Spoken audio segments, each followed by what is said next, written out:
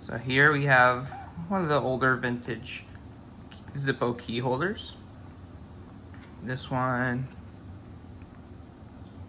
interesting logo. It's like a 1981. I have a few of these in my collection. I know they don't really make them much anymore, but this one looks to be never used, never worn.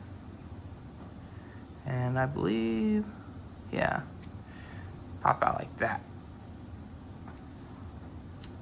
So you could attach and detach. This one just, I think, roll. Well, they're both detachable, so this side's detachable too, just like that. Pretty cool design there. No stamping, but no other stuff on the box, but pretty cool stuff.